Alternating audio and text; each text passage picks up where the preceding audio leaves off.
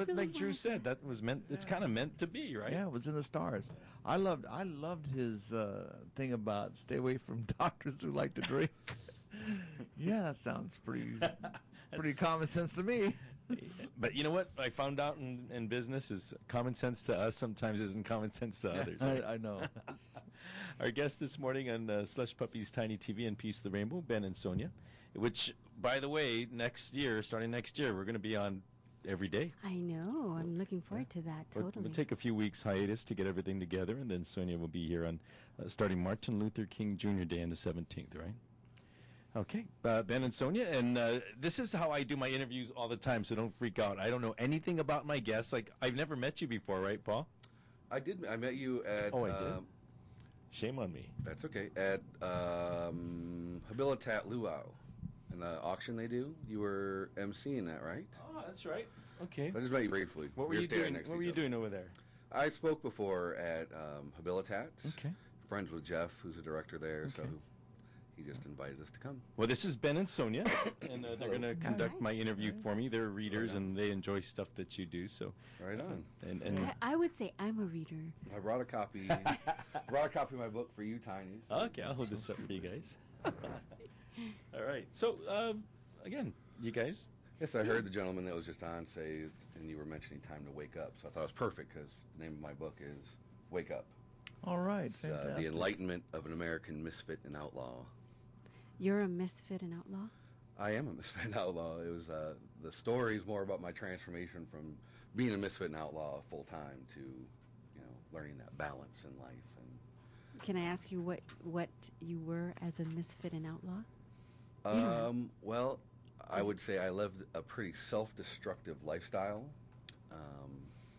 for many years of my life. I think, like most people, I was kind of, or like a lot of people, I was a victim to circumstance. I always felt, blame everybody else for my life, I thought my life was crap, therefore my life was crap. Mm-hmm. And the story takes place, I moved here about 5 years ago, and kind of takes place, it's a visionary fiction novel, so there's a lot of autobiographical flashbacks. We talk about growing up kind of shrouded in religion and violence, violent at home, but I went to a private Christian college prep school and went to church, and my older brother's minister, and yet at home it was very, very violent. Where was this home? In Cleveland, Ohio. That's where I grew up, right outside of Cleveland. And Cleveland rocks! That's right. And then I took that violence on into my adult life and towards other people, and I was a heavy drug and alcohol abuser and people abuser, and mainly I was a me abuser.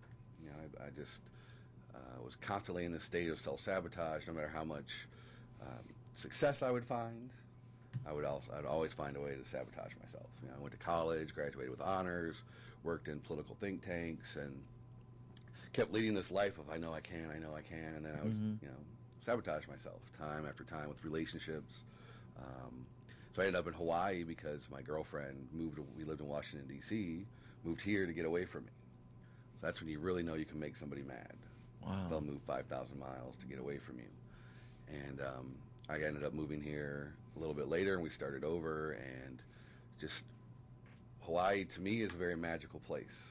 It's a place where I could come, and at first, it was great, and then all of a sudden I always tell people when I'm speaking, there was a knock on the door, and I showed up again after the novelty of living in Hawaii wore off. And one day I was at work. I worked in the mortgage industry at the time, and one of my supervisor actually called me a beacon of negativity in front of the whole. Ouch. Yeah, and if you can see me now, you can imagine I've been called a lot of things in my time, but for some reason, beacon of negativity took my breath away, And later that evening, he invited me over his house in Waikiki, and he gave me a book called Way of the Peaceful Warrior by Dan Millman. And once I read that book, I read it again, and started realizing that, my whole life I've been a reactor. I haven't been necessarily choosing into my life, letting life choose for me, and I just react to that. That's the way I'd been thinking, rather than realizing that I'm the architect of my life. I'm creating my life by my thoughts, by my feelings, and I firmly believe in that, the law of vibration. And that led me just down another journey. I started reading a lot. Deepak Chopra's, a lot of other books, a lot about metaphysics. Led me to go to some personal development seminars and got into martial arts, kung fu, and it's really had a whole transformation in my life. And I always wanted to be a writer, so I decided, I've been talking about it for 10 years. Wait a minute, it's not going to happen unless I actually put a pen to paper.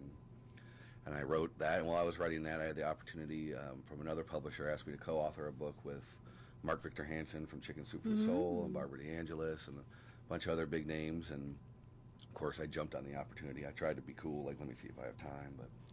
And that became a bestseller on Thanksgiving Day of 2009, #1 bestseller. So that was a good start into a writing career. Wow, exciting. So this book that you have, it's a recent book? Yeah, I just did a soft release. I'm doing the national release. If you look at it, the national release in January. I'm launching a membership. I have a website out, paulehendricks.com, and I'm going to also have a content-filled subscription website to that. So I go out and I speak a lot, and I facilitate this workshop called Ike Pono Quest, which is based off of traditional Hawaiian values. And I was going back like, man, how much money have I spent over the years and training and learning and reading and all this. And we do podcasts and my website, I blog, and I decided, I was approached by some of the people that said, take this information that you're parlaying to people, you're giving to people, and you can start a website or an additional part of your website that, what you charge people to come to your workshops and what you charge for this, you could do yearly. I see. Yeah, and there's your website. Don't talk about it, be about it. Right. I like that. What is that on the left? I can't see with. It's a design, kind of a tattoo, Sacred Heart with the birds. And does that mean something to you? It means I love tattoos. Well, let me ask you a question real quick. Your book is about wake up. You talked about that somebody once, and this was that the beginning when they said you were a beacon of negativity. Was that the beginning of your wake up, or what actually began to wake you up? Well, I think actually the guy Drew that you were the gentleman you were speaking with, I was hearing he was talking about life's purpose and things like that. And even as a child, I remember, like I said, I grew up in a very religious environment. So I went to church, and we went to the same church was also my school, and even at a very young age, I remember, I talk about it in the book about questioning this. We were having a discussion in a Bible class one day about Christians being the only true givers. And I remember reading, there was an article, even at a young age, about Buddhists and Hindus that would every week go to this soup kitchen in Cleveland and serve. Right. And so I raised my hand in class and I said, well, what about these folks, Buddhists and Hindus? And the teacher replied, well, they're serving a false god, so therefore the only people that are being truly altruistic were Christians. And that just never resonated with me. Like, so if there's this eternal pits and flames we call hell, you're going to send these folks, these are the folks that are going to go there? Because in my school and growing up in my church, and not saying this is in all religious, environments, there was so much hypocrisy and, the principal of my school sleeping with another teacher, and you're the ones that are judging me and telling us who's going to go to heaven and hell. And these folks, and since then had volunteered at some of those soup kitchens with people that truly do it, Hindus, and met some Buddhists who do it from a place of love and service. Right. And at that young age, I felt that something's not resonating with me. There's something more, So there's spirituality and there's religion, and the two don't necessarily always go together. So they don't always go together at all. Not even close sometimes. So you were, I totally agree. Awakening very early. Yeah, it was a young age, but at the time and the environment and culture I was in, I felt like a heretic, essentially. The more I questioned, the more, I was looked down on by my teachers, and so I kind of started thinking there was something wrong with me. I had a very, very similar experience, and I reacted immediately upon that experience as well. I'll never forget it. I was in a catechism class, and the Catholic priest was saying that only Catholics are going to go to heaven. And I immediately thought of all my friends, and most of my friends, 98% of them, were not Catholic. And I'm thinking, they're all going to hell because they're not Catholic? I go, no. No. Yeah, that's crazy, right? It doesn't And I make actually any... left the church at that point. Yeah. You know, that's the same story we hear. I've had the same thing happen in a Christian church. Yeah. You know, a born again Christian church. I was like, what? Yeah. Oh, yeah. We're all good people. You know, one God, Right. different I agree. names. Yeah, Totally exactly. agree. You know, even the word God itself, I love. I don't remember who I heard say it. I think I heard Wayne Dyer mention it, but he was talking about Carlos Castaneda. Maybe said, because I refer to God all the time, and that can offend some people. Some people it doesn't. And I mean God, the universe, all that is, energy essentially is what we're talking about. And he said the word God, it's just a word, just like the word water doesn't make you wet.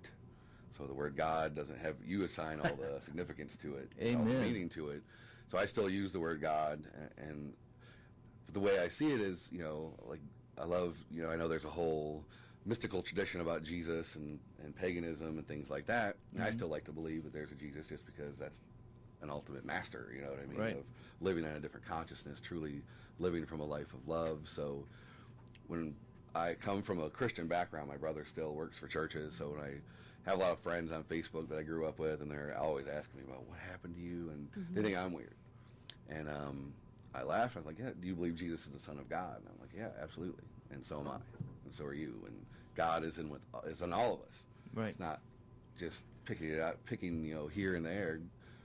God is in everything, because just like he's in the wood this desk was made out of, and the ocean, and the beautiful mountains I'm looking at. And it was, for me, it was once I started recognizing how brilliant and powerful I was, which came from just starting to have awareness. And you were talking earlier with Drew about meditation and things like that, and really getting into martial arts here. I always wanted to take Kung Fu when I was a kid.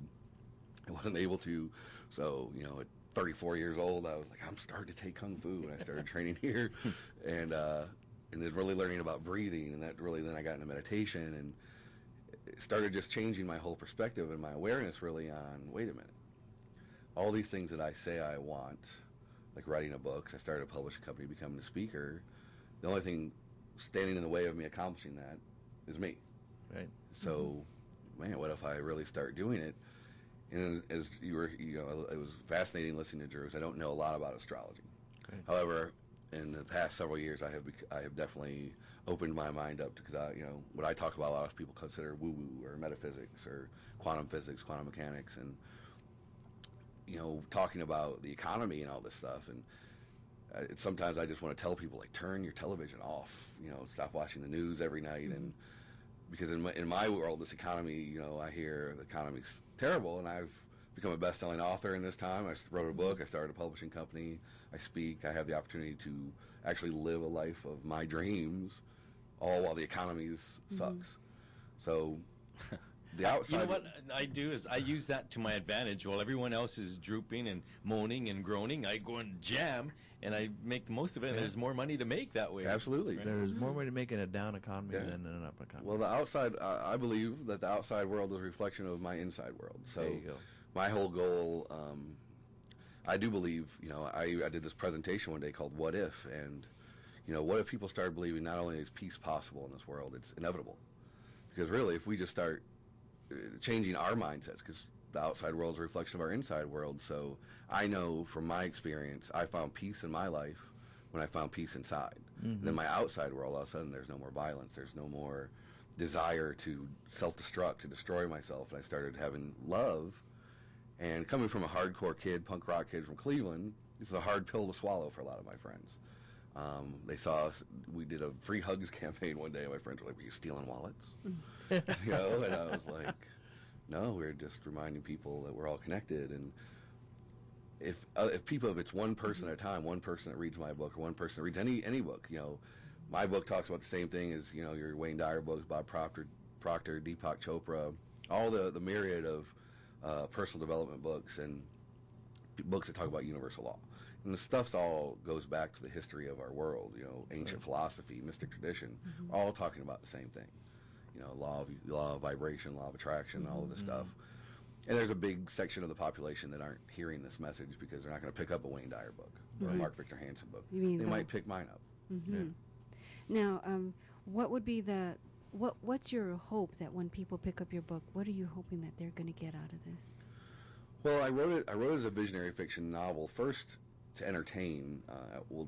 So people will find it is entertaining in points at my expense, unfortunately, but they'll be able to see, even though they didn't have my experience, everybody has a story. Mm-hmm. We all have a story. So even if their story isn't my story, people have had a lot more harsh experiences than I have. People have less harsh experiences.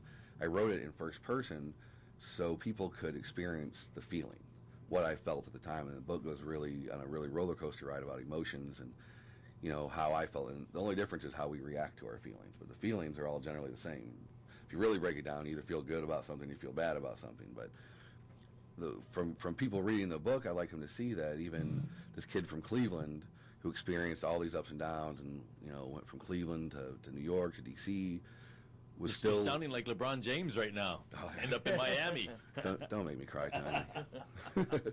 and could still find this way to find peace in his life and joy in his life. If I can do that, you know, who can't?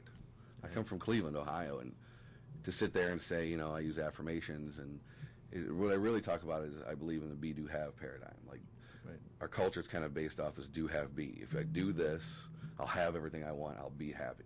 Mm. Can you get results that way? Yes. But as you'll see, most people that do that only find temporary happiness. And when they have exterior, you know, toys or houses or whatever, I'll be happy. Yeah, you'll be happy. Like a little kid's happy when they get a Happy Meal at McDonald's for about 15 minutes. And Yeah, you 88. move on, right? Right. So I firmly believe in, you know, and the proof is in the book. It's not only just the book, it's the story behind the book of, you know, I was being a best-selling author. I had an affirmation above my entertainment center. I looked at every day, and it was going to that place of taking joy in every moment of writing the book, even though it was a up and down. I've never written a book before, never started a publishing company before, so learning the ins and outs, me getting in my own way, often, and finding times where I just stared at a computer screen like, well, I don't know what to write next. And then getting to the point of I created this. And the day my book became a bestseller, this other book that I co-authored, I was a little numb, and my wife, who's the girl that I came here after, by the way, Diane. Is there a picture of her? Yeah, in the back, that's her, and our dogs. We rescue pit bulls. She pointed to that affirmation, and she said, Paul, you were a best-selling author before somebody told you so, before this publisher emailed you or called you and told you so, because this is how you've been being. And it's been that way with everything I've been doing over the past few years. My life has changed completely just because I decided to choose into my life. And the thoughts and beliefs that I had that weren't working for me, like the world's against me, the universe against me, started thinking, oh, wait a minute, maybe the universe is for me because I'm part of it. Now, Paul, is this book a bestseller? This one is not yet. It will be very soon. But the other one was. Yeah, I have. Show us that one. Sure. By the way, our guest this morning is Paul E. Hendricks. He is a best-selling author. See, here's the thing. I didn't even know that. Just Brother Sam just said, hey, can you have my friend Paul on? Brother Sam's actually in the book. The first chapter talks about my. Oh, yeah? I go out in Waikiki and I get pretty messed up. And it starts out where I go and I see Brother Sam. And we're talking about Brother Sam from the group Vaihi, Yeah. local artists from Sam and Lena Grow, local kind grinds, all that. So they're actually in the book. It's funny because I use some. this book. Yeah, they're in this book. I mean, it's a fictional story, but I asked them if I could use them and use the song Hawaii '78 that they sing so beautifully, which was funny because I used some other quotes from authors and everything, but using Hawaii '78 was the most difficult thing. They had to sign like 3 contracts with Mountain Apple Company. And I was like, wow, just using a piece of the song, but I love Brother Sam, and he's been a real big supporter of mine. We became friends. I used to work at Tiki's while I was writing this book. Hey, right. I worked for the state, and then I wanted to write a book, so I found a job. I could work part-time, and I worked there and met them. Very, very cool. Very, very cool folks. Every Friday night, Vaihi, right? Every Friday night. And they've been working on this nonprofit thing that they've been doing, a television show for children. It's almost like a Sesame Street, except they use Hawaiian values and things to reach little kids. And I happened to run into them, and they were looking to get some grants and funding from OHA, but they needed a backer, another local community organization, and I happen to be a part of Men's Leadership Hawaii, which is a nonprofit group based in Oahu. And so we were able to help Brother Sam and those guys give them some funding so then they could go into OHA with, look, we have a community organization that's been here for 15 years and is supporting us. So they, hopefully got the grant. I haven't spoke. This was just a couple weeks ago, so I'm hoping that they were able to get that grant. But all those guys are really good. My brother Sam is one of those guys that when you meet, and every time my friends come in town and visit family, we take them to see Vahi, and they make sure that they have a good time. Talk about hugs. He's the hug man. Oh man, he's awesome. He's awesome. Hey, you know what I noticed about you? Yes. Paul Hendricks. Besides being devastatingly handsome. Paulie Hendricks is you have a very nice shaped head to have a bald head. Some people don't have that shape. I'm lucky. You got a good shaped head. It is. I'm glad because I could have. There's a couple little dents, but very good. All right. This is important things we need to point out here. And The dents come from Cleveland? Well, actually, yeah. I've been hit with a couple things. Now, the things you've been saying, Paul, a lot of stuff that someone like Ben and I can tell when Ben was nodding. We consider ourselves like the word is spiritual because we don't, necessarily pick a religion, Exactly. right? And are those things that'll be in your book? Because I'm always thinking I'd love to go to a church and even that word is hard to say, but to a place where we can congregate with other people who feel like us and hear someone speak that's not going to say, if you don't belong to us, you go to hell. Yeah. Right. Well, I'm a member of Unity, actually. Diamond Head Unity. My books are there. Sky St. John is the pastor. And that's the first time I've ever actually become a member of a church. He married my wife and I on Kaimana Beach. And I thought you were going to say he married your wife. I'm like, no. not that crazy. But it's Unity is very much like that.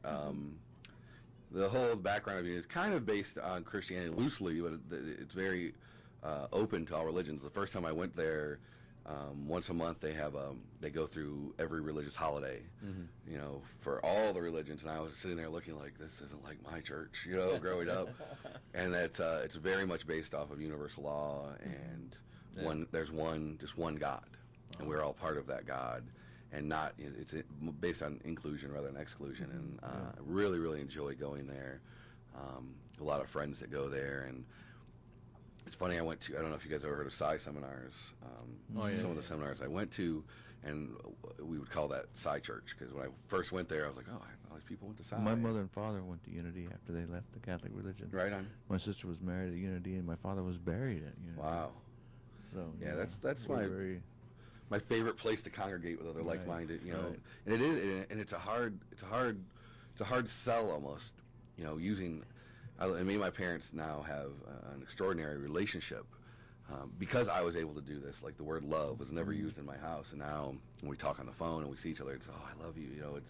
We're able to have that bond, and a lot of the story in my book is about them. They're the main characters, and Diane also, and what I experienced with them, a lot of violence growing up and everything.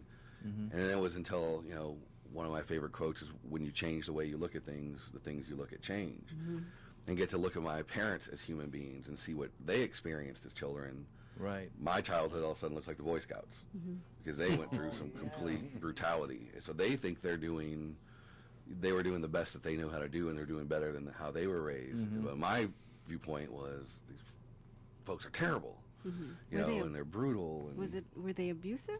Yeah, my mom. It was very, very violent, very, very violent. And then, when I come to know what they experienced, I had a little bit more understanding. Not that it was good, bad, or different. That any judgment is on mine, and I have no regrets. The more I delve into,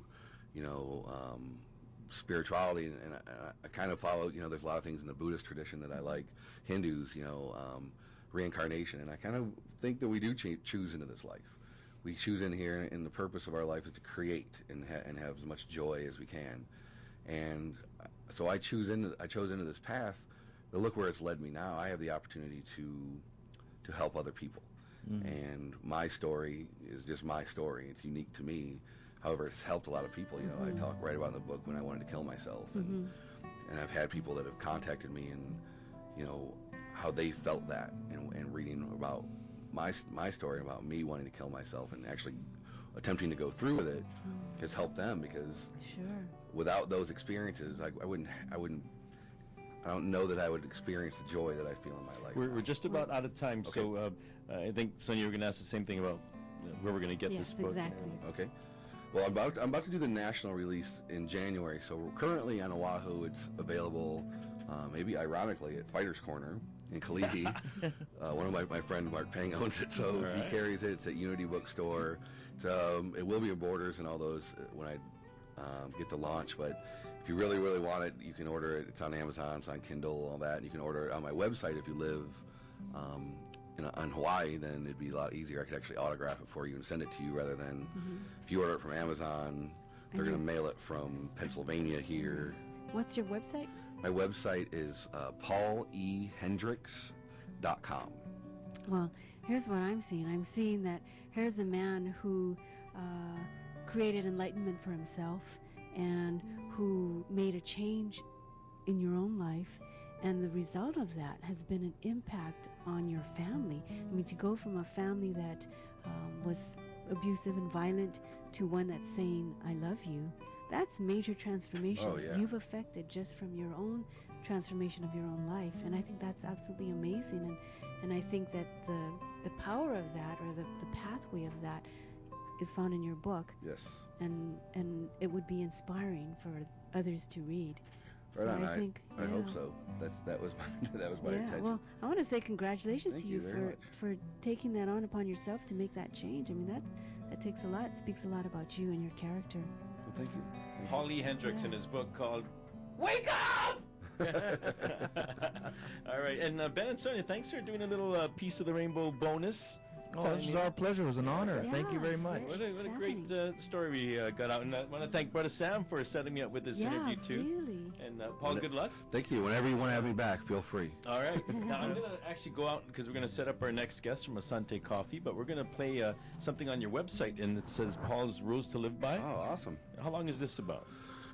It's not very long. I think it's 45 seconds. Perfect. You can also check out, we do podcasts, and they're all on my website. I blog. Podcasts are pretty funny. It's local guys that are on. We just had Wayne Enos from Natural Vibrations on. Oh, all right. We just ended up just singing a lot of songs. All right. Well, let's play this and check it out. Slush Puppies Radio Tiny on OC16, K108. It's 8:33. This is Paul's Rules to Live By.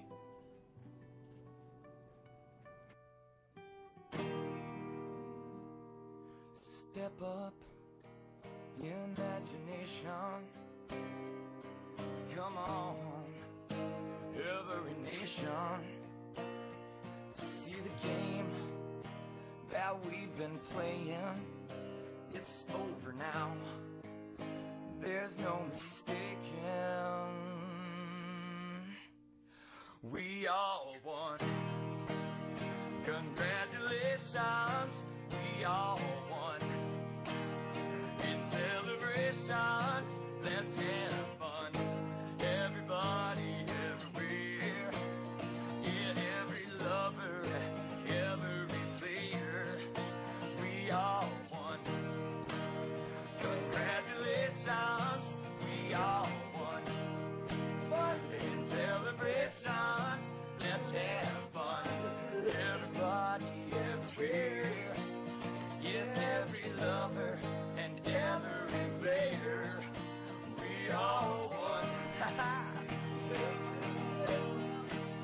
Well, every aardvark, every ant, every hard part, every chance, every flower on every tree. Every little boy and girl, everyone around the world. Yes, we all clearly see. Yeah. We all won. Congratulations, we all won. In celebration, let's have fun. Everybody, everywhere. Yes, every lover and every player. We all won. Hey, congratulations, we all won. In celebration, let's have fun. Everybody, everywhere. Every lover and every player. It's a pretty cool piece with Sunday's back now on my shot.